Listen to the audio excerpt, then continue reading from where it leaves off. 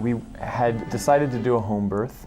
We decided to use a midwife. We didn't want to go into the hospitals. You know, I know a lot of folks choose that route, and it seems like it's a great way to do it. My mom did that for both of my brother and I. So Janessa and I had been planning to have a home birth, and we'd actually found some folks across the river who were going to allow us to use their home, since it's a little easier in Missouri to do that. And we were actually there visiting with the midwife that we'd selected one day, and a woman that works with the homeowners was there, and she started to tell us about her recent experience having a child. I think her son was about 9 months old at that point. And we'd asked her who she'd used, and it turned out she'd used the same midwife as us. But she also started talking about the Christian Science nurse who had attended the birth with them. And we had been preparing for this birth for a while. We'd been doing a lot of metaphysical work. We'd been getting our midwife in place and her assistant. We had a friend who was going to be attending to the birth. We were on track to be having our practitioner working actively with us. But there felt like there was something missing still, and we couldn't quite place what it was.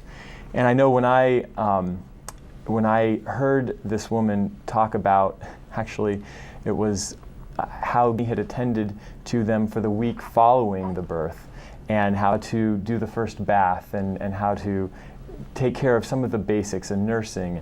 I started thinking to myself, wait, what? There's something after the birth that has to be, attended? And then of course it dawned on me, oh my gosh, there's so much we don't know here, and how nice would it be to have not only that sort of practical care, but in a context of that higher understanding, that higher sort of perception of what's going on.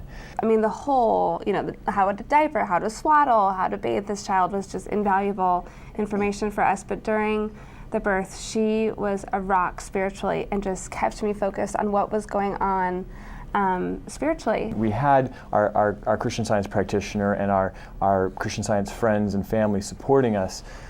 But there was that connection, that bridge. I think the confidence was a big one. You always wonder, is this the right thing? And you're listening as best you can. But to have that rock, that foundation, that this is coming from experience and understanding. It was invaluable. We could so trust that.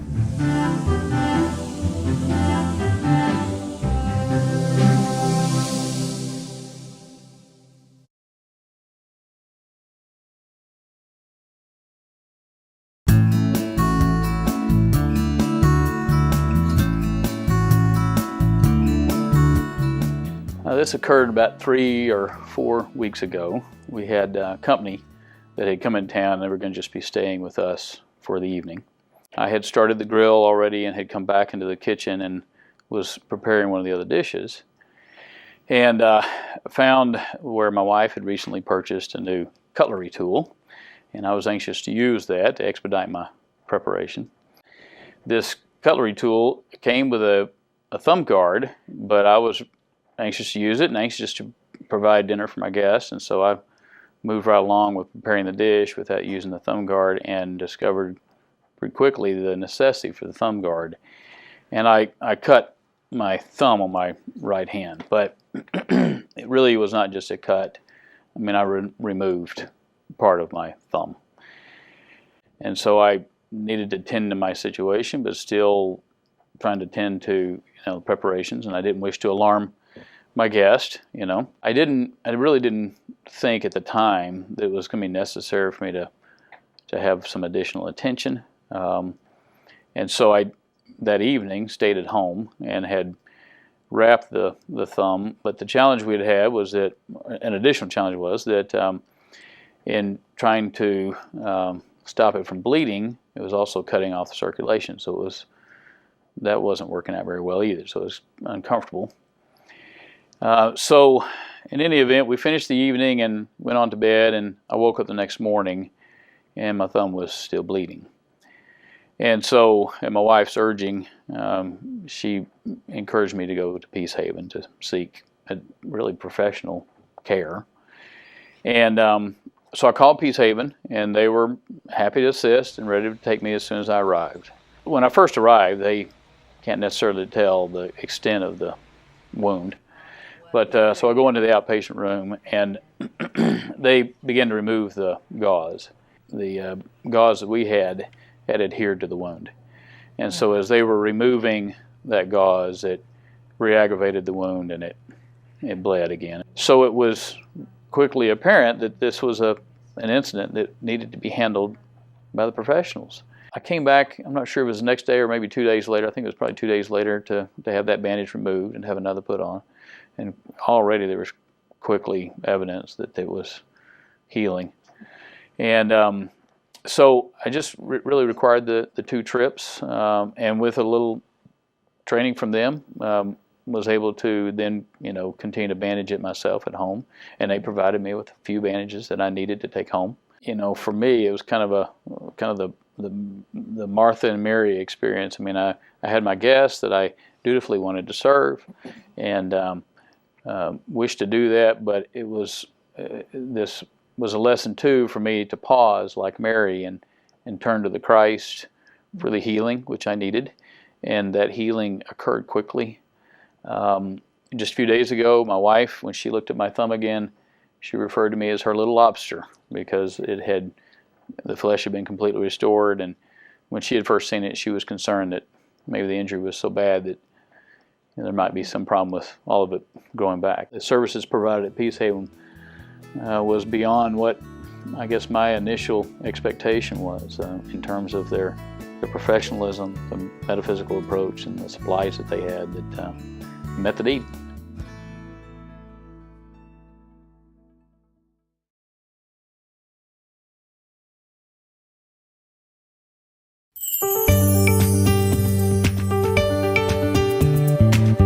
I think I went to Chuck one year because, number one, I respect a lot what he does and that team is a model team, and I thought, I'd like for my guys to hang out with them. As opposed to a team of models. Yes, exactly.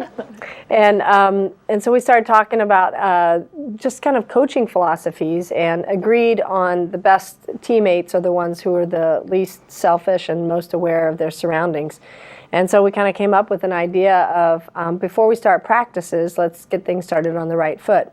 So we got the support from our boss, which is pretty cool, and offered, it's not required, it's an offered week where they can come back and give.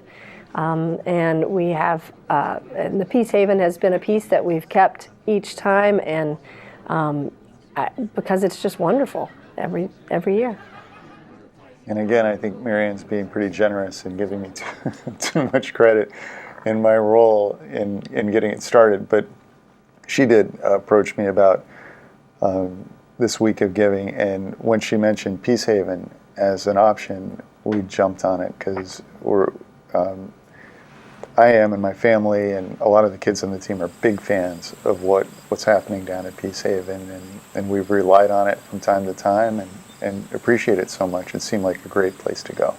We had basically a gardening crew outside, clearing some forest areas of, what is it, honeysuckle, which is a fun plant, a very healthy plant.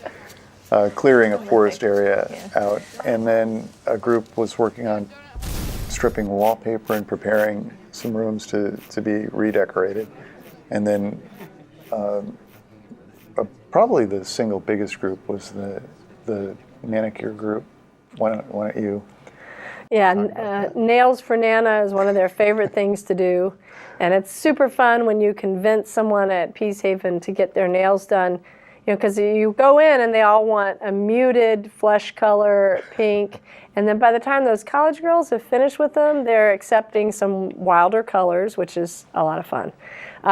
We get a chance to do their nails and just chat with them, and it's so much fun because you find out a lot about their life, and then we found out we blow up a balloon after their nails are all dry, and we play volleyball with them.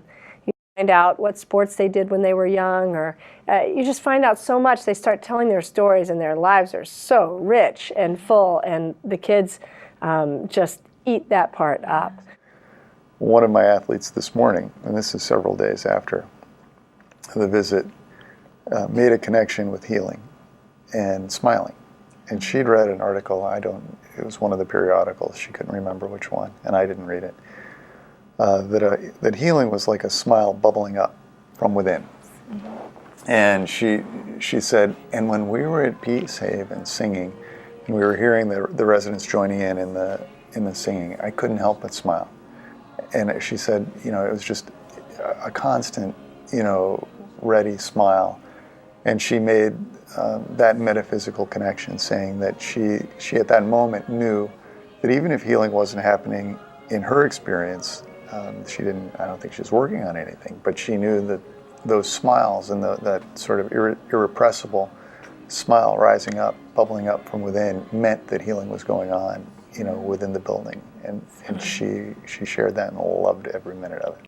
Yeah, even since then, after we did the work groups, we did come back in the evening to serenade the residents as they were getting ready to go to sleep with the hymn sing, and it was pretty special. And I've already had a group, and this happened last year. We finished our Peace Haven work, and they asked, can we go again to serenade them? They think, wow, we have so many hymn sings here at Prynne, but just seeing those smiles kind of showed them such a simple act for us, but it's incredibly meaningful for those that are there. So they've already asked, can we go on like a Friday night or something?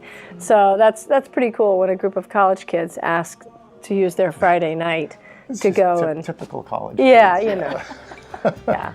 So Speaks to the special, unique group too. yeah. It's a good bunch. Yeah.